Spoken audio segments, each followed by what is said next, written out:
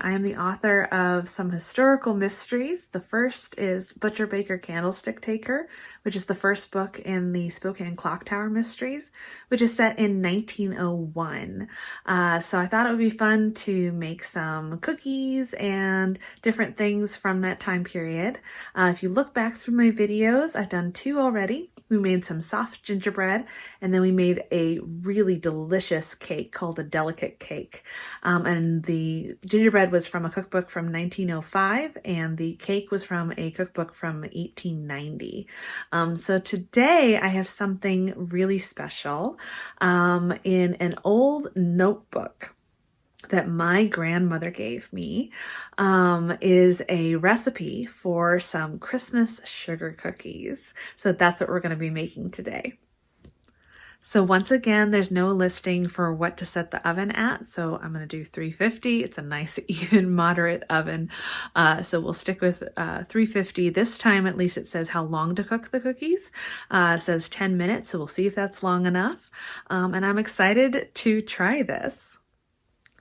So the recipe calls for candied citrus, and I went hunting high and low for some. I thought about maybe making it myself, but I just didn't have the time.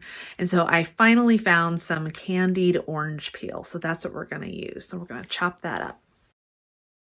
So the honey I'm using today is very special because it comes from Andrew's aunt's bees. So it is a family, this is actual Northwest honey. It is very, very local. And it is the best honey. There's nothing like straight honey.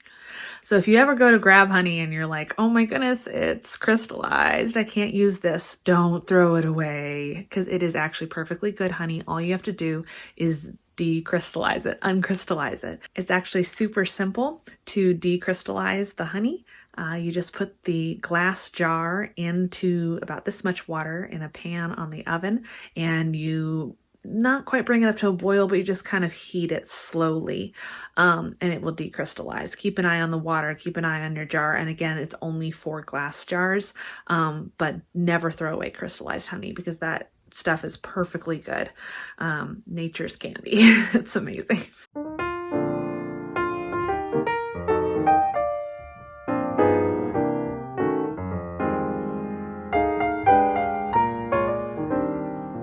So there was no measurement for the salt, so I went with 1 teaspoon because that's pretty average. So that's what we went with, was 1 teaspoon.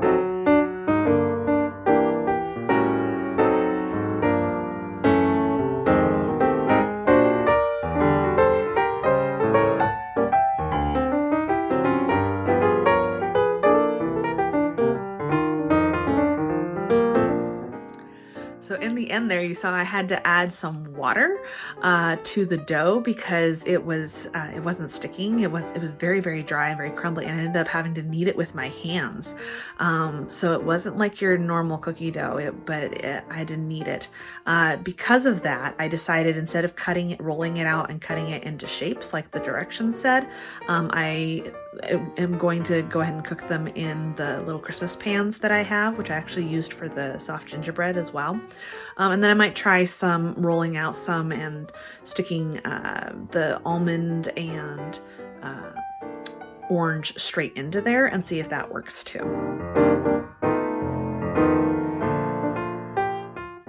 All right, so the trees, because I did thicker trees, those took more like 15 minutes.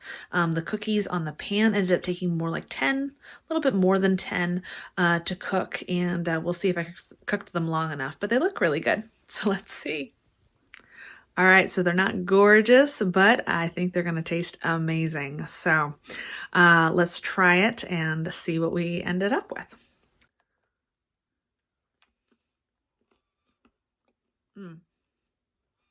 Sweet.